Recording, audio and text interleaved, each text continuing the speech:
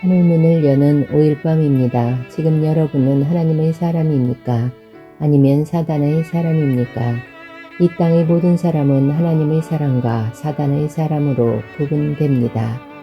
그러나 사람의 눈에 보이는 행동이나 언행으로 그 사람이 하나님의 사람인지 사단의 사람인지 구별하기가 쉽지 않습니다.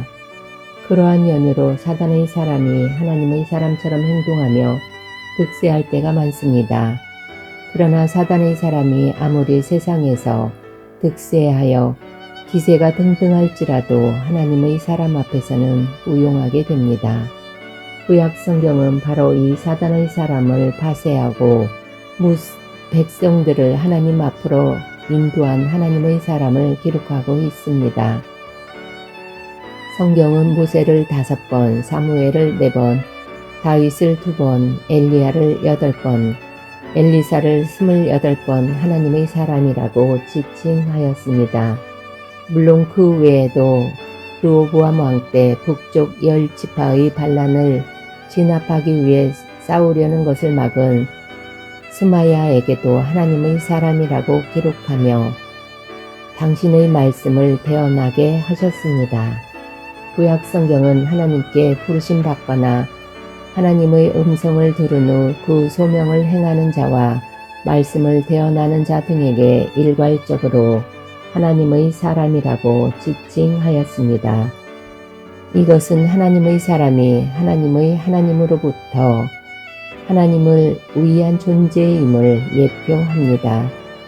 하나님의 하나님으로부터 하나님을 위한 존재는 모세처럼, 사무엘처럼, 다윗처럼, 엘리야처럼, 엘리사처럼 하나님께 집중하여야 합니다. 하나님께 집중할 때 위로부터의 권능과 권세를 받을 수 있으며 위로부터의 권능과 권세를 받을 때 모세처럼, 사무엘처럼, 다윗처럼, 엘리야처럼, 엘리사처럼 소명을 완수할 수 있습니다. 하나님께 집중하기 위해서는 사람의 말을 듣지 말아야 합니다. 사람의 말을 듣는 한 절대로 하나님께 집중할 수 없습니다. 사람의 말이 그럴듯하다고 생각이 드는 순간 하나님과 멀어질 수밖에 없습니다. 어느 시대나 이상한 사람들이 나타나서 자기 스스로 선지자라고 이야기하며 사람들을 미혹합니다. 열왕기상 13장은 하나님의 사람을 미혹하게 만든 베델의 늙은 선지자를 기록하고 있습니다. 베델의 늙은 선지자는 열왕기상 13장 18절 그가 그 사람에게 이르되 나도 그대와 같은 선지자라 천사가 여호와의 말씀으로 내게 이르기를 그를 내 집으로 데리고 돌아가서 그에게 떡을 먹이고 물을 마시게 하라 하였느니라 하니 이는 그 사람을 속임이라 라고 하나님의 사람을 미혹하게 하였습니다.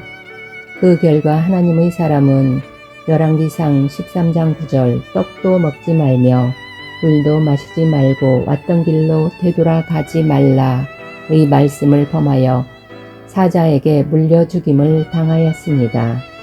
한치 앞을 알 수 없는 것이 운명이며 시시각각으로 변하는 것이 인간의 마음입니다.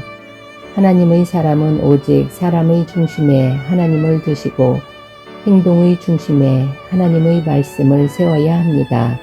실족한 하나님의 사람처럼 자신의 생각으로 판단하지 마십시오.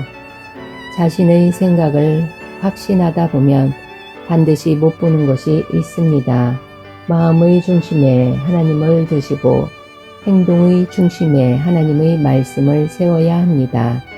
실족한 하나님의 사람처럼 거짓 선지자와 거짓 선지자의 미혹시키는 말을 따르는 순간 하나님의 길을 벗어나게 됩니다.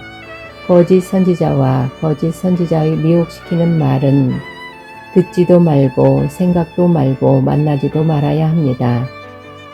오늘 5일 밤의 기도회를 통하여 거짓 선지자의 미혹시키는 말들을 다 버리고 모세처럼 사무엘처럼 다윗처럼 엘리야처럼 엘리사처럼 하나님께 집중하여 우리가 주님 안에 거하고 주님의 말씀이 우리 안에 거하게 하는 놀라운 역사를 통하여 하늘전에 쓰임받는 귀한 하나님의 사자 하나님의 동역자, 하나님의 밭, 하나님의 집이 되는 놀라운 역사가 차고 넘치는 가정자녀 기업되기를 소망합니다.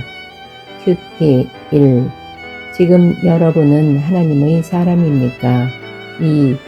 지금 여러분은 하나님께 집중하고 계십니까? 3. 지금 여러분을 향한 하나님의 구속사는 무엇이라고 생각하십니까?